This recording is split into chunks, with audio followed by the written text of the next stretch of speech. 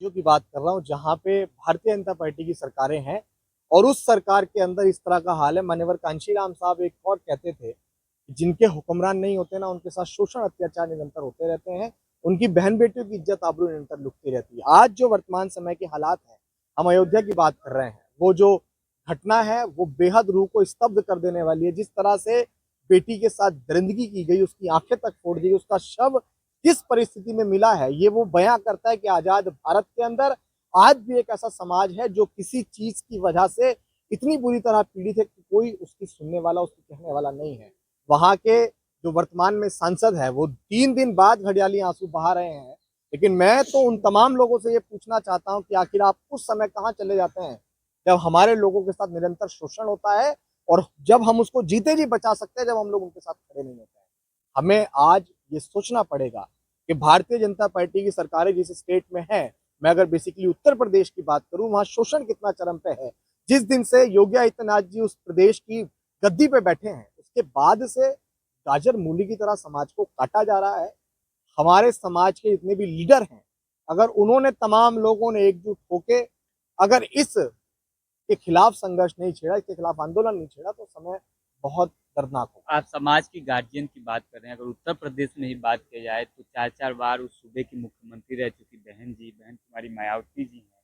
उसके बाद से आप देखेंगे सपा के जो लीडर हैं अखिलेश यादव जी हैं, वो उभरते हुए सूरज देखा जाए तो चंद्रशेखर जी हैं। आप कह रहे हैं कि लीडरशिप की कमी। मैंने ये कहा लीडरशिप देखिए, एक घर में अगर 4 भाई हैं और वो अलग-अलग बिखर के चलेंगे, उस लीडरशिप पर क्या करें हम?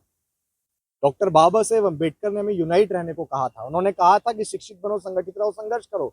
जब डॉक्टर बाबा साहेब अम्बेडकर ने संगठित रहने को कहा है और जब हम उनके विचारों की बात करते हैं, भारतीय जनता पार्टी के लोग क्या एकजुट होकर सरकारें नहीं बना रहे हैं? या कांग्रेस पार्टी के लोग इंडिया गठबंधन बना के सरकारें नहीं बना रहे हैं? तो हमारे समाज के लोग यूनाइट होकर सरकारें नहीं बना सकते हैं? विखंडन है, इसीलिए शोषण है। जिस दिन एकजुट हो जाएंगे, शोषण खत्म हो जाएगा।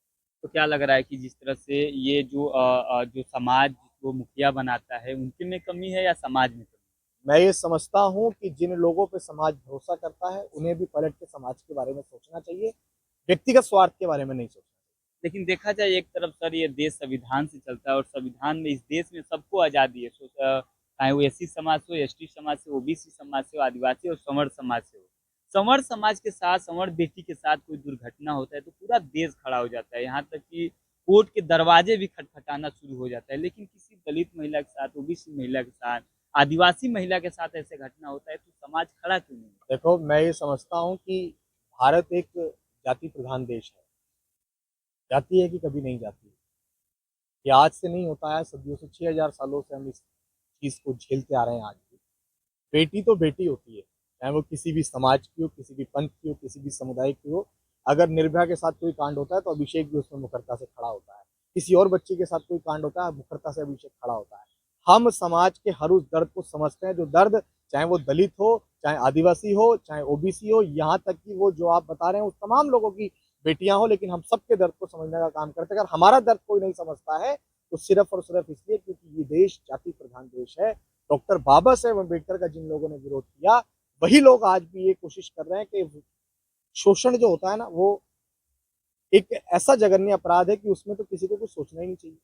लेकिन जब आज आप भी, हमारा मीडिया भी इस बात को बहुत अच्छे से जान रहा है कि जातिगत तौर पे हमारे साथ इस तरह के शोषण होते हैं कि हमारी बेटियों के लिए कोर्ट के दरवाजे बंद हो जाते हैं, हमारी बेटियों के लिए कैंडल मार्च नहीं निकलते हैं, हमारी बेटियों के लिए कोई आवाज नहीं उठाता है। अगर दलित की बेटी के साथ अत्याचार होगा, दलित की बेटी के साथ रेप होगा, दलित की बेटी को घसीटा जाएगा, तो सिर्फ दलित नेता आंदोलन करते हैं। लेकिन अब हमें अपने साथ-साथ पूरे भारत को बचाने की ज़िम्मेदारी है और उसको बचाने की ज़िम्मेदारी को हम लोग अदा करें। सर, जिस तरह से उत्तर प्रदेश में लगातार ये जो घटना देखने को मिल रही है, आखिर उत्तर प्रदेश सरकार इसका ज़िम्मेवार है? जो योगी जी कहते थे कि भ्रष्टाचार मुक्त हो गया है, जो भी आतंकवादी हैं, जो भी भ्रष्टाचारी हैं, वो प्रदेश छोड़कर भाग गए हैं। लेकिन आए दिन एक घटना आपको देखने को उत्तर प्रदेश से मिल ही जाती है। प्रदेश छोड़ के कौन भाग रहा है? प्रदेश छोड़ के वो भाग रहा है जो भारतीय जनता पार्टी का नहीं है। क्या भारतीय जनता पार्टी की सरकारों में जो लोग स्थापित हैं, क्या वो लोग गुंडे मवाली नहीं है? क्या उन लोगों ने बेटियों का या बहनों का शोषण नहीं किया? बहुत सारे उनके सांसद विधायक आपको बता देंगे, नाम गिनवाने पाऊंगा, एक बड़ी लंबी लिस्ट है जो ये बयां करती है क्या उनकी सरकारों में गुंडे बदमाश नहीं है? नहीं। लेकिन अगर उत्तर प्रदेश को छोड़ के भागेगा तब मुसलमान भागेगा। उत्तर प्रदेश को छोड़ के भागेगा तो दलित भागेगा, उत्तर प्रदेश को छोड़ के भागेगा तो ओबीसी यादव भागेगा।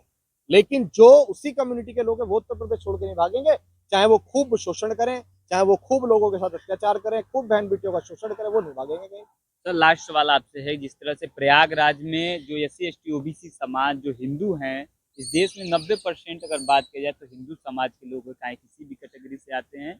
प्रयागराज में जिस तरह से भगदड़ हुई, जाने गई, कितने बच्चे मर गए, महिलाएं मर गई, बुजुर्ग मर गए, लेकिन सरकार, अभी आपने मीडिया की बात की, क्योंकि दलित समाज का जो मुद्दा होता है वो धरातल पे नहीं आता है, इसलिए कोई उसको ध्यान नहीं देता है। क्या वो सरकार आज आंकड़े समाज के सामने नहीं आने दे रही है? क्या उसके पीछे कोई कारण है? सरकार सिर्फ अपनी नाकामियां छुपा रही है। सरकार ने जिस तरह से धर्म की आग में इस समाज को झोंका है, प्रयागराज के अंदर सर ये सबका अपना अपना आस्था का विषय है, लेकिन हमें आस्था के रूप में लोगों को वहां बुलाकर हमें एक पार्टी का प्रचार नहीं करना चाहिए। हमें अपनी चीजों का प्रचार नहीं करना चाहिए। हम आने वाले चुनावों की वजह से प्रयागराज को इस तरह दिखा रहे हैं। वहां के मुख्यमंत्री जी ये कहते हैं कि 40 करोड़ लोगों के आने की संभावना है और हमने कम से कम 100 करोड़ लोगों की व्यवस्था वहां पे कर रखी है। लेकिन मुख्यमंत्री जी, मैं आपसे पूछना चाहता हूं कि भगदड़ में जिन लोगों की जान गई है, भगदड़ में जिसकी माँ, जिसकी बच्ची, जिसकी बहन, जिसकी बेटी, जिसका बाप, जिसका पति, जिसका भाई चला गया, क्या आप उनको लौटा सकते हैं? क्या आप उनको दे सकते हैं? लोग किस लिए वहां पहुंचे थे? योगी जी पे भरोसा करके वहां पहुंचे थे कि हमारे मुख्यमंत्री जी ने कह दिया है कि 40 करोड़ लोगों की नहीं, 100 करोड़ लोगों की व्यवस्था हमने कर रखी है, आप आइए। लेकिन उस भगदड़ का जिम्मेदार कौन है? जब उसको सजाने संवारने की जिम्मेदारी आप उठा रहे थे, तो वहां जो लोग मरे उसके जिम्मेदार भी योगी आदित्यनाथ हैं, क्योंकि उन्होंने उस संगम में इस तरह से लोगों से कहा कि आप आइए, सरकार यहाँ है, इतने पुलिस वाले हमने लगा दिए, इतनी सारी चीजें लगा दी हैं। लेकिन देखा जाए तो जिस तरह से जो जाने गई हैं उसको मोक्ष का राह दिखा दिया गया है। बागेश्वर धाम को आप सुनते ही उससे होंगे। उससे कहना चाहिए ना आप लोगों को जाके, भाई तू भी गंगा में डुबकी लगा जा, भाई कूद जा।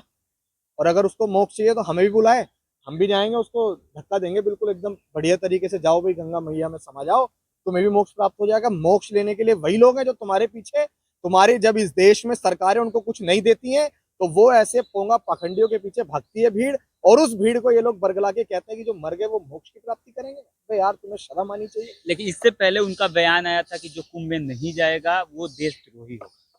ये बहुत बड़ा सवाल है। देखो, कौन देशद्रोही है और कौन इस देश का है, ये साबित वो 26 साल का लौंडा नहीं करेगा। तो 26 साल का लौंडा नहीं करेगा, उसके सामने नतमस्तक Bharatiya Janata party and party के लोग होते होंगे। अगर वो हमें देशद्रोही बताएगा तो वो जहां से शुरू हुआ था ना वहीं घुस जाएगा। सर आप संविधान को मानते हैं और मैं हमेशा आपकी वीडियो देखता हूँ, आप संविधान अपने सीने से लगा के चलते हैं, लेकिन कुंभ में देखा गया कुछ गुरु हैं जो अपने आप को शंकराचार्य कह रहे हैं, उन्होंने संविधान का एक हिंदू राष्ट्र का प्रारूप बनाया था। आप उसको कैसे देखते हैं? मैं नेशनल दस्तक के माध्यम से इन तमाम लोगों से कहना चाहता हूँ, भारत के संविधान से बने लोकतंत्र की म्याद इतनी गहरी है कि ऐसे शंकराचार्य कई बार पैदा होंगे, कई बार मरेंगे, फिर कई बार पैदा होंगे, फिर कई बार मरेंगे, तब भी वो इस भारत को हिंदू राष्ट्र नहीं बना सकते। ये सेक्युलर है। डॉक्टर बाबा साहेब अम्बेडकर ने इसे सेक्युलर बनाने के लिए कितनी कुर्बानियां दी। उन्होंने अपने 4-4 बच्चे गंवा दिए, लेकिन उनके बच्चे आज जीवित हैं। हम लोग उनके आंदोलन को इतनी आसानी से नहीं खत्म होने देंगे। चलिए।